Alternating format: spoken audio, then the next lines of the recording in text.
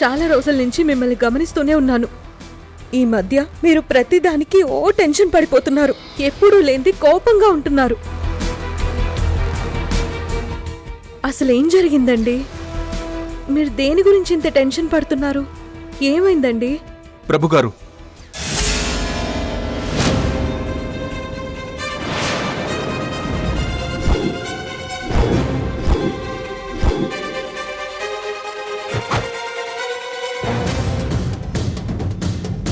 మీతో కొంచెం మాట్లాడాలి.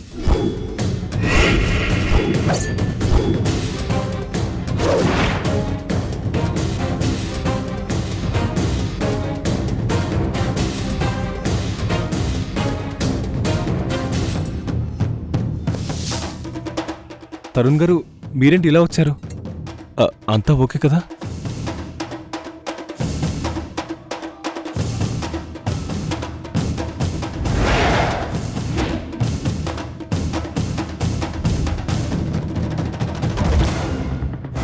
నేను అడిగే వాటికి సమాధానం చెప్పండి. మురారి వయసు ఎంత?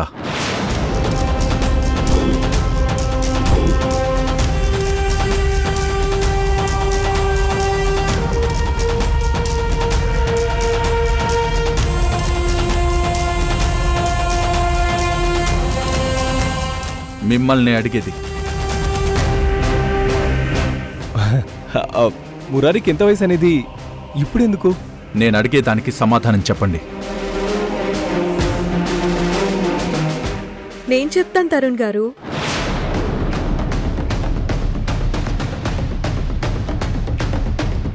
మా మురారికి 4 ఏళ్ళు.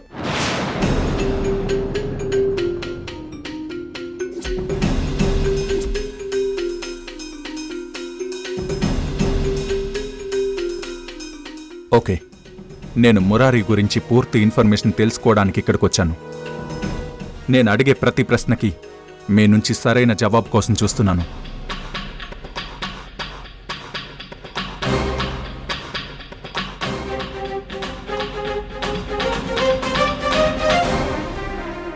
మురారి గురించి మీరేది అడిగినా నేను చెప్తాను.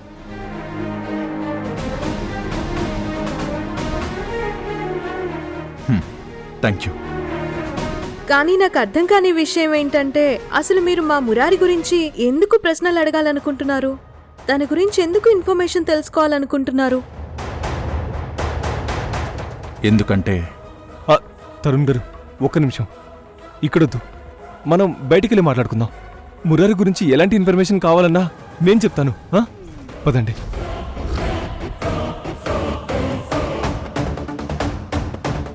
పదం తరుణ్ గారు, ప్లీజ్. మురారి గురించి వివరాలు అడిగితే ఇక్కడే చెప్పొచ్చు కదా, బయటికెళ్ళి మాట్లాడడం ఎందుకు? ఏంటో. ప్రభు, ఇంట్లో మీ ఆవిడ సమక్షంలో తెలుసుకోవాల్సిన నిజాన్ని మధ్యలో ఆపి అర్జెంట్ పనుందంటూ బయటకెందుకు తీసుకొచ్చావు? నేను, నా భార్య మిస్ అయిన మా కొడుకుని తలుచుకుంటూ ఎంత నరక వేదన అనుభవిస్తున్నామో నీకు తెలుసా? ముఖ్యంగా హారిక పడుతున్న వేదనను నేను చూడలేకపోతున్నాను. తను ప్రతి క్షణం బిడ్డ గురించి ఆలోచిస్తుంది. అందరి దేవుళ్లకు మొక్కుకుంటూ తప్పిపోయిన తన బిడ్డ కోసం 1000 కళ్ళతో ఎదురు చూస్తుంది. అందుకే నేను ఇంతలా పరితపిస్తూ నా బిడ్డ కోసం వెతుక్కుంటూ వచ్చాను. అన్ని దారులు వెతికాక ఖచ్చితంగా మీ దగ్గర ఉన్న బిడ్డే నా బిడ్డ అన్న ఆలోచనతో, ఆశతో వచ్చాను. తరుణ్, ఏంటి మీరు మాట్లాడేది? మా మురారి మీ కొడుకని మీకెవరు చెప్పారు? అసలు దానికి సాక్ష్యాలు ఏమైనా ఉన్నాయా? నేను హాస్పిటల్కి వెళ్ళి అన్ని ఎంక్వైరీ చేశాను.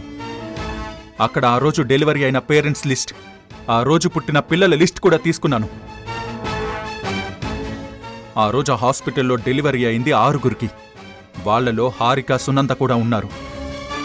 ఆ రోజు పుట్టింది 6 పిల్లలు. అందులో 2 పాపలు, 4 బాబులు.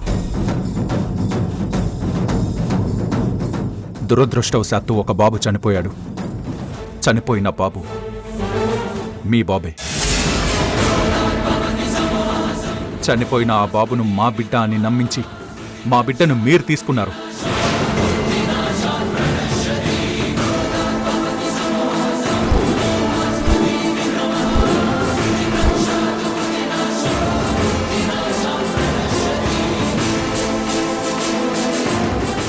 మీరు చెప్పేది ఏది నిజం కాదు. ఆ రోజు సునందాకు హారికాకు ఒకే హాస్పిటల్లో డెలివరీ అయినంత మాత్రాన మా బాబు మీ బాబు అనడం కరెక్ట్ కాదు. మీరు అనవసరంగా మా వెంట పడ్డం మానేసి మీ బిడ్డ ఎక్కడున్నాడో మీరే వెతుక్కోండి.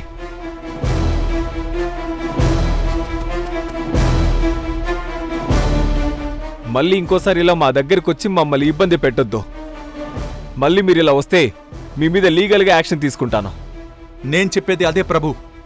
మీరు మర్యాదగా నిజం ఒప్పుకుని మా బిడ్డను మాకిచ్చేయకపోతే నేను లీగల్గా ప్రొసీడ్ అవుతాను.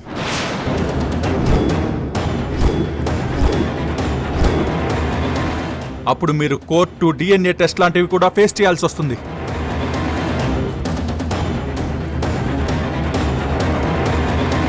ఆ తర్వాతైనా అసలు నిజం బయటపడి మా బాబు మాకు దక్కుతాడు. చూడండి తరుణ్, నన్ను భయపెట్టాలని చూడకండి.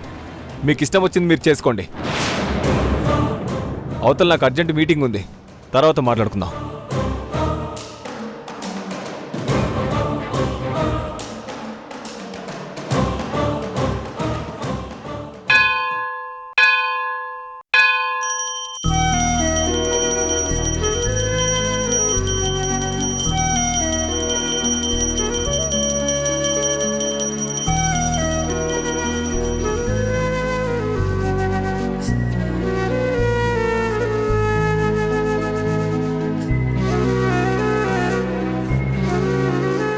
ఉషా, హాస్పిటల్ నుండి డిశ్చార్జ్ అయి కనీసం 2 రోజులు కూడా పూర్తవలేదు.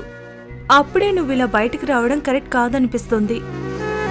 పైగా నిన్ను ఇంట్లో నుండి బయటకు అడుగు పెట్టొద్దు అని అత్తయ్య చెప్తున్నా వినకుండా మొండికేసి గుడికి తీసుకొచ్చావు. నువ్వు చెప్పింది, అత్తయ్య చెప్పింది నిజమేనక్క. కానీ దేవుడు నా మొర ఆలకించి నన్ను, నా కడుపులో బిడ్డను రక్షించాడు అనేది నేను మర్చిపోలేనక్క. అందుకే నన్ను అంత ప్రమాదం నుంచి కాపాడిన ఆ భగవంతుడికి భక్తితో పూజ చేయడానికి వచ్చాను. అవును ఉషా, అంతటి ప్రమాదం నుండి ఆ పైవాడే నిన్ను కాపాడాడు అనడంలో ఎలాంటి అతిశయోక్తి లేదు. ఒకవేళ నా బాబు కూడా నిజంగా బ్రతికే ఉంటే నాకు దక్కేట్టు తిరిగి నా దగ్గరికి వచ్చేటట్టు చేయమని ఆ దేవుణ్ణి కోరుకోవాలి.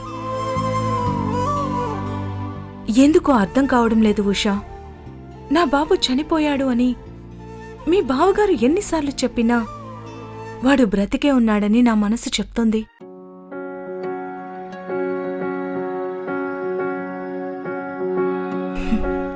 సరే, ప్రదక్షిణలు చేసొద్దాం పద.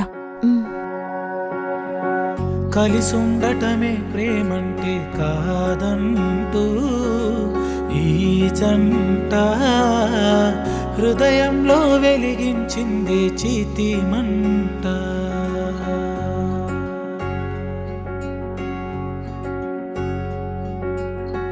కడదాకా కలిసుండటమే బ్రతుకంటే కాదంటూ కథగా జీవిస్తామన్నది జంట.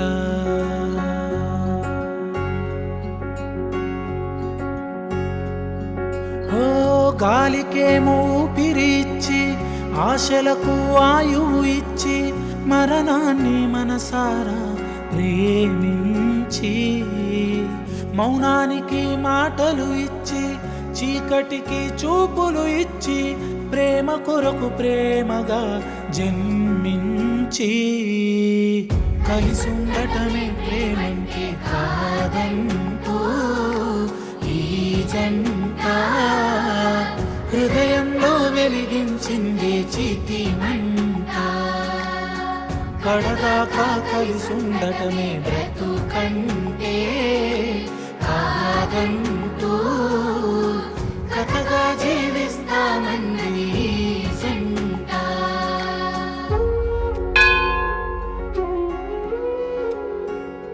ఓ మలుపులుంటాయని తెలుసు, ముగింపుంటుందని తెలుసు, ముగింపుతో మొదలయ్యే ఈ కథ ఎవరికి తెలుసు. బ్రతుకు ఉంటుందని తెలుసు, చావు ఉంటుందని తెలుసు, చావులో బ్రతకడమన్నది ప్రేమికులకే తెలుసు. ఆ త్యాగమే చలించనే చేసిన త్యాగానికి ఈ ప్రేమనే తరించెనే ఈ ఇద్దరి ప్రేమకి కలిసి ఉండడమే ప్రేమంటే.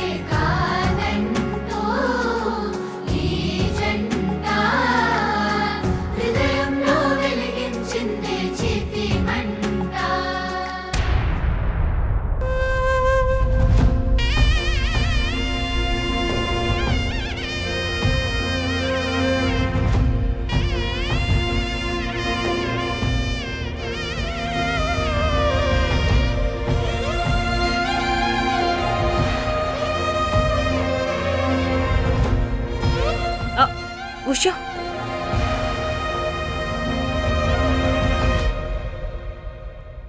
కిరణ్, ఉషా పూర్తిగా కోలుకోవడంతో మొక్కిన మొక్కులు తీర్చుకుంటున్నావా కిరణ్?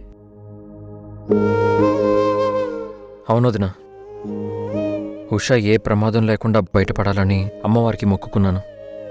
నేను కోరుకున్నట్టుగా ఉషని కాపాడిన అమ్మవారికి మొక్కు తీర్చుకోవడానికి వచ్చాను.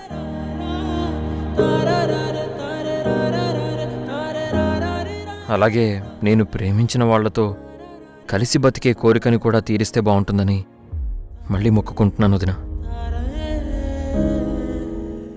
బాధపడకు కిరణ్, అమ్మవారు మనల్ని పరీక్షించాక కానీ మన కోరిక నెరవేర్చదు.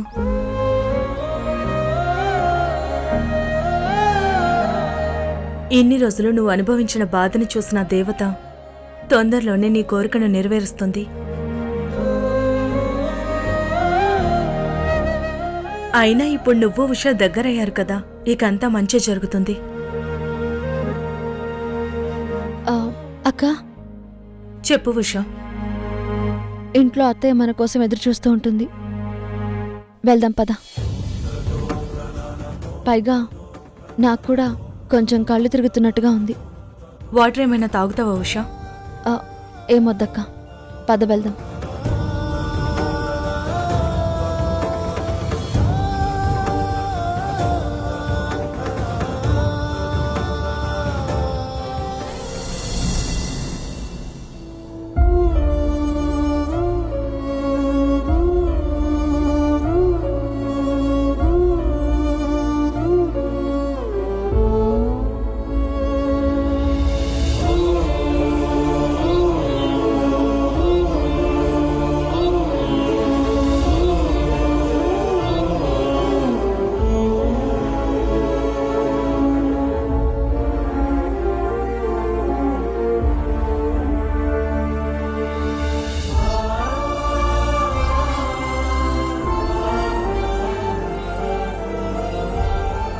మీరు చెప్పేది ఏది నిజం కాదు.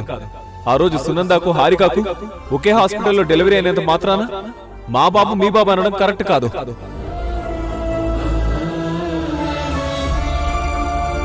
మళ్ళీ ఇంకోసారి ఇలా మా దగ్గరికి వచ్చి మమ్మల్ని ఇబ్బంది పెట్టొద్దు.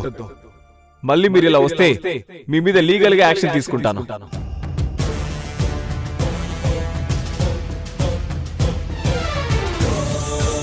రే తరుణ్, నీతో కొంచెం మాట్లాడాలి. చెప్పన్నయ్య. అదేరా, ఉష విషయంలో ఇంట్లో జరిగిన క్రైమ్ గురించి.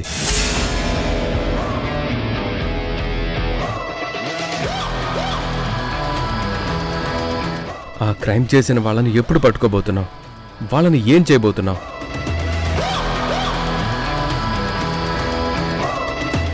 ఉష మీద హత్య ప్రయత్నం చేసిన వాళ్లను నేనంత తేలిగ్గా ఎందుకు వదిలేస్తానన్నయ్య? ఈరోజే ఇన్వెస్టిగేషన్కి రికమెండ్ చేస్తాను. ఒక్కసారి ఇన్వెస్టిగేషన్ స్టార్ట్ అయితే మొత్తం బయటికి తీస్తా.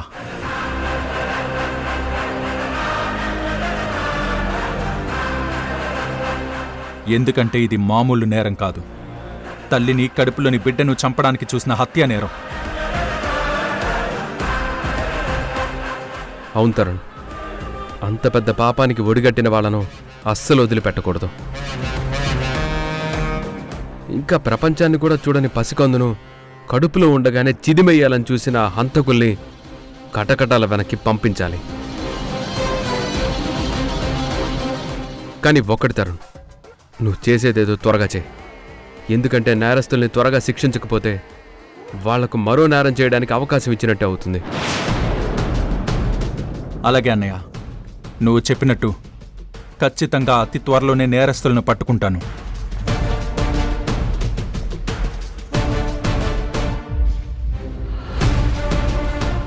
వాళ్ళకి ఇంకో నేరం చేసే అవకాశం కాదు కదా, ఆలోచన రాకుండా కూడా భయం పుట్టేలా చేస్తాను.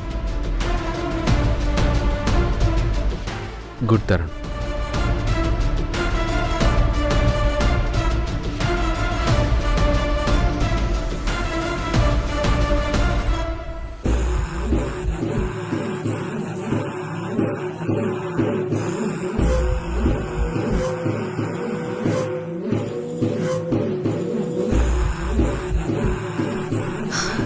ఏంటి తరుణ్ అంత ఆశ్చర్యంగా చూస్తున్నావు? నిన్ను చూస్తుంటే, నేరం నడుచుకుంటూ వస్తుంటే ఇలాగే ఉంటుందా అనిపిస్తుంది. అందుకే ఆశ్చర్యంగా చూస్తున్నాను.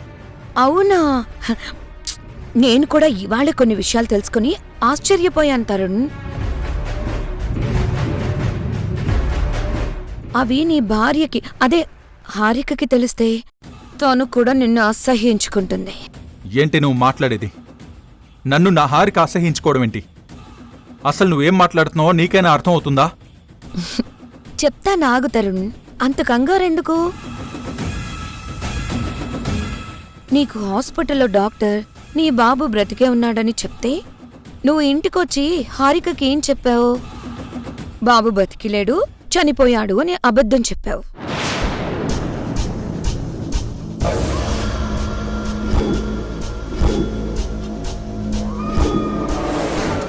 ఇప్పుడు కూడా ఆ బాబు కోసం వెతుకుతూ ఇంకా నీ భార్యకు అబద్ధాలు చెప్తూనే ఉన్నావు.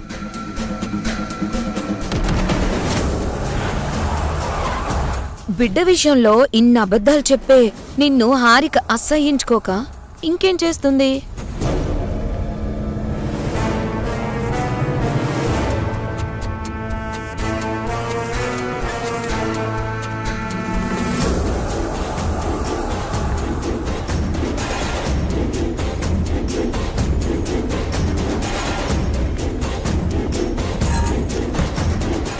ఏంటి తరుణ్, నా మాటలు వింటుంటే చెమటలు పడుతున్నాయా?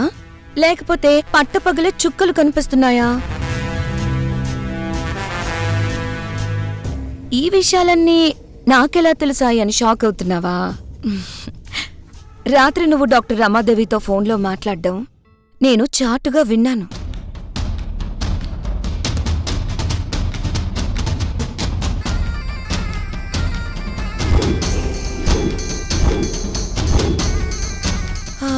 కంటెంట్ తెలిసిన తర్వాత ఈ మేఘన ఊరికినే ఉండదు కదా.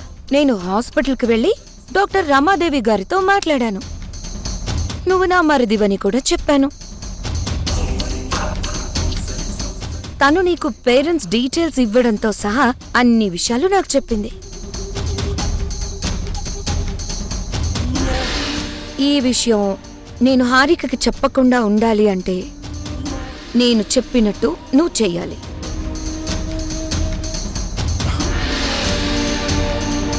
ఏం చేయాలి? అదేంటంటే నువ్వు నా మీద ఏ కేసు పెట్టకూడదు.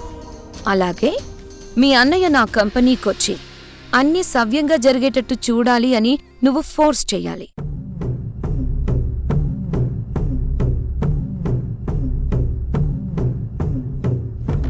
నువ్వివన్నీ చెయ్యకపోతే నేను హారికకు నిజం చెప్పాల్సి వస్తుంది.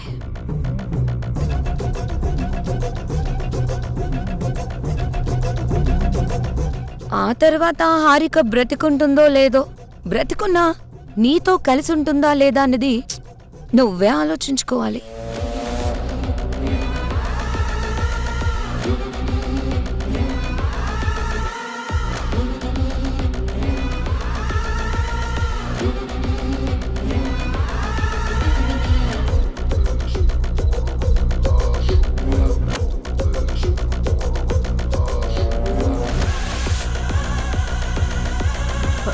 తరుణ్, నువ్వు ఉషా కడుపులో ఉన్న బిడ్డ ప్రాణాల మీదకు తెచ్చిన ఆ టాబ్లెట్స్ విషయం మర్చిపోయావా? అదసలు ఎవరు చేశారన్నది ఇన్వెస్టిగేట్ చెయ్యాలిగా. చేస్తానులే హారిక, తొందరే ఉంది. అదేంటి తరుణ్ అలా మాట్లాడుతున్నావు? తప్పు చేసిన వాళ్ళను వెంటనే పట్టుకుని లోపల వేయకుండా ఆలస్యం చేస్తే హారిక, నేనేం చేయాలో ఎప్పుడు చేయాలో నాకు తెలుసు. నన్ను విసిగించుకో, కొంచెం మనశ్శాంతిగా ఉండనివ్వు.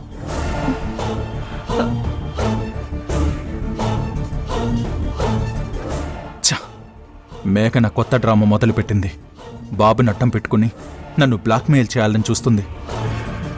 మురారి గురించి పూర్తి విషయాలు తెలిస్తే కానీ నేను ఆ మేఘనకు చెక్ పెట్టలేను.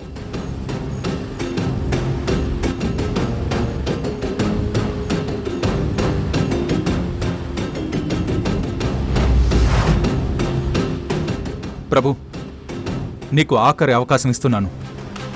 మర్యాదగా తప్పు ఒప్పుకుని మా బిడ్డని మాకిచ్చేయి. నువ్వు గుర్తుపెట్టుకోవాల్సిన విషయం ఏంటంటే, నేను ఆ బిడ్డకు తండ్రిని మాత్రమే కాదు, ఒక పోలీస్ ఆఫీసర్ని కూడా.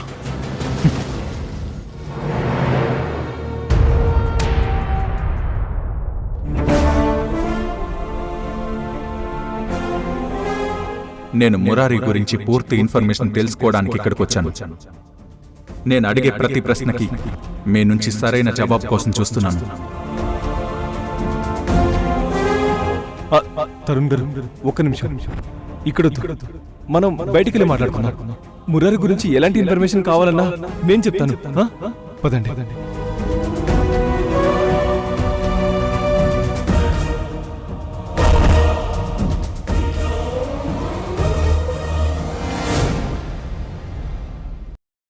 హాస్పిటల్లో అంత ప్రేమగా మాట్లాడి ఇప్పుడెందుకు ఉషా నా మీద ఇంత ద్వేషాన్ని చూపిస్తున్నావు?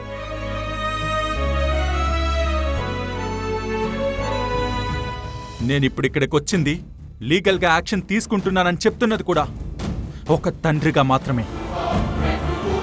నీకు 5 నిమిషాలు టైం ఇస్తున్నాను. ఈలోపు నిజం చెప్పకపోతే నేనే డైరెక్ట్గా స్టేషన్కి వెళ్ళి కంప్లైంట్ రిజిస్టర్ చేయిస్తాను. Your time starts now.